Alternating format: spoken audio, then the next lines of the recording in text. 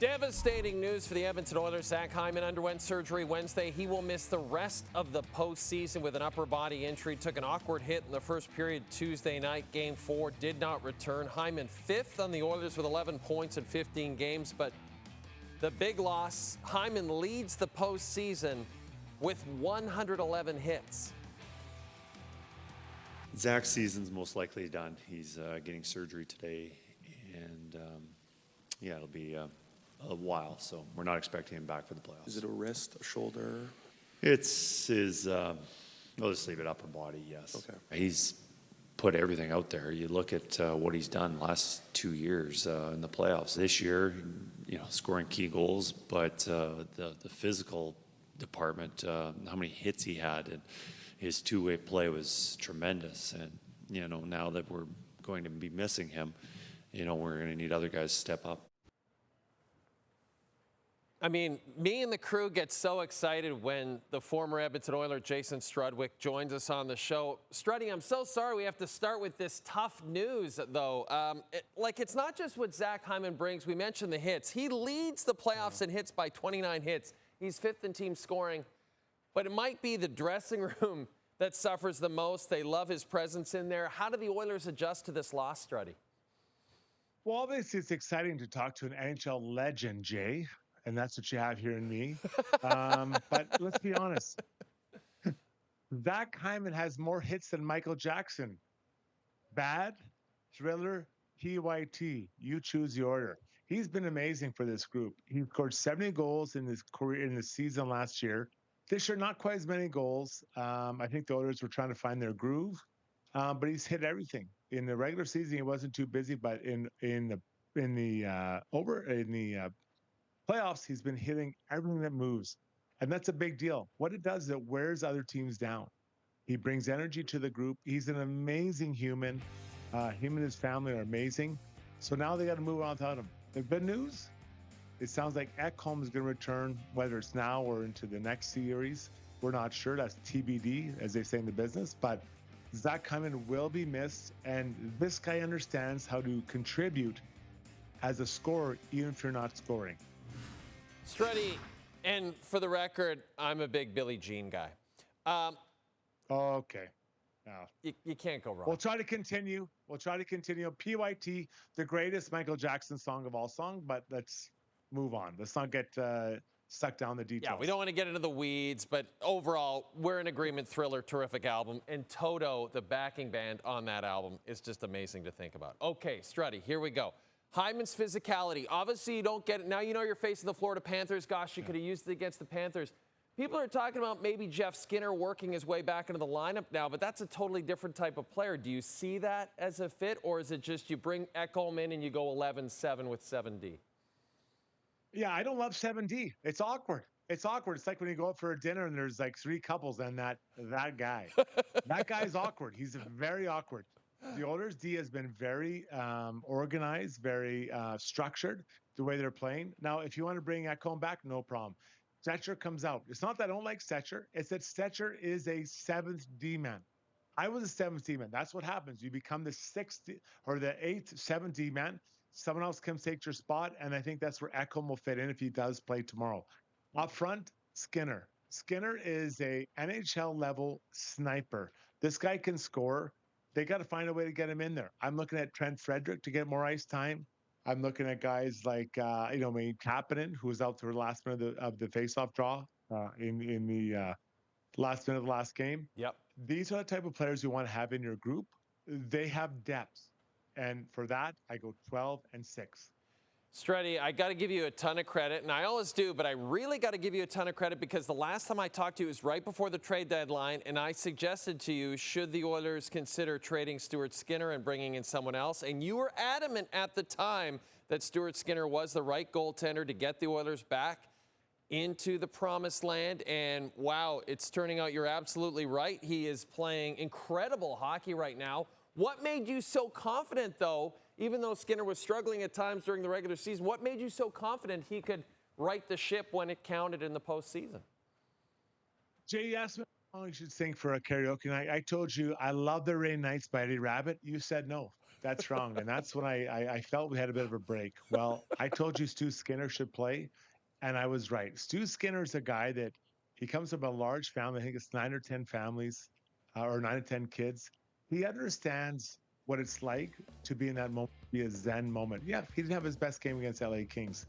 He's improved his game all the time to the point where now he's out-dueling a top goalie for the Dallas Stars, a top American goalie, in Jacob Ottinger, that the Canadian fans love to call him here in Edmonton. So he's played really, really well. Look through Vegas, look through Dallas, and they got to beat Dallas. It's going to be a really tough task. Dallas is a really good team. Yep. Then you get on to hopefully against the Panthers, who have won tonight. That'll be a challenge as well. But Stu Skinner, he is a mellow guy who understands it's game by game. He doesn't care about his stats. He simply wants to win. His save percentage has gone up really impressively over the last, 2.5 series since he started with Vegas or started with LA. And now here he is, ready on the precipice of beating Jake Ottinger if he can in the next game, in game, 5. Struddy, I can't believe you used the word precipice correctly. I'm very impressed. But Yeah. we must move on. Can you spell it? No chance. No chance. No chance. We gave a lot of love to after the Game 4 victory. I think a lot of people did. Ryan Nugent-Hopkins, he was great. But I actually want to ask you about another guy who maybe didn't get as much love in the regular season as he's getting now. And I want to ask you about him because he's a defenseman like yourself. Evan Bouchard took a lot of criticism for his game in the regular season, and yet in the postseason steps up to the point where the Oilers are looking at a $10 million contract for this guy at this point, it seems. What is it about Bouchard in the playoffs, especially considering he's had to play without Matthias Ekholm for much of it? Well, Ekholm was his good buddy, right? They've been so good since they've joined together as a partnership. Ekholm's been out. It sounds like he may come back, maybe game 5 or into next year's at some point. What I love about Bouchard is he's removed the massive error from his game. He is a really good player. I love the way he makes little taps to the middle, makes taps up to the offensive zone. He's a really elite passer. He's got a great shot. The Bouch bomb, they call it in Edmonton. Everyone cheers when he shoots the puck. But what has plagued him is those big mistakes where he's trying to make, he takes too much risk onto his plays. He's now moving that puck really well. He hasn't had those big errors, and he's been physical. We saw him slash the tender foot of Rupe Hintz. I love it. I love that. I remember slashing players in areas that are very uncomfortable. Top of the foot, just between the shoulder pad and the elbow pad. You know that hurts. When you cross-check someone, they just bend down and take the knee. It feels so good. Bouchard's understanding that. We haven't seen him make a major error in a number of series now. This guy is going to get paid in the offseason, but right now, he's been a massive plus on this team, along with Brent Kulak, who's helping him making plays, defending against Mikko Rantanen, who is an elite player. Yes. But right now, I think Mikko's by himself. Mikko has been shut down. Okay, Struddy, this has been so much fun. But before we let you go, I have something a little lighter, a little funner for you. Co-host of your Got Your Back podcast, Ryan Rashog. You guys do the Got Your Back podcast together. You guys are good buddies. He's a good friend of ours. Of course, he also covers the Oilers for us here at TSN. I wanted to show you, Struddy, some behind-the-scenes footage here. Post-game Tuesday night, Ryan Rashog and his ace cameraman, Dave Parker. Take a look at this. Trying to hide it. Like here, down. Come on now. Got that? I'll go to bed mad at each other. He's only put that thing on me 185 times. Shoggy, I thought you and Dave Parker were going to come to blows there a second ago. Things get tense between him and I. Did you hear that? Oh, yeah. Put Listen. my IFB on wrong on my collar. Brutal. I said they can't leave the rink mad at each other. They have to make up before they leave the rink. I think that's been the success, the reason, Pierre, for their long-term success. They never leave the rink angry. Dave, the mic is broken. You work with Shoggy on a very regular basis. Yeah. Any thoughts on what Dave Parker went through there?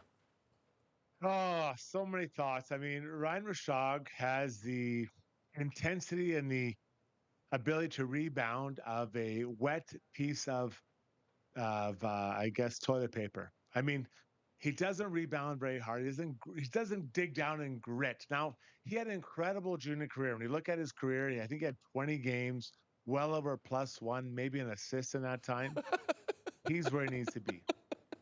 He Jay, I'm not trying to be mean, I love the way you talk about your whole time in Slave Lake and all that. But Ryan Rishaug, he is where he needs to be. He couldn't compete. He can't compete. He can't even compete for a. If you asked him to beat him in 100-point bowling game, he wouldn't be able to do that. He would be unable to contribute the longevity that game required. Ryan Rishaug, former WHL star, now Edmonton bureau chief.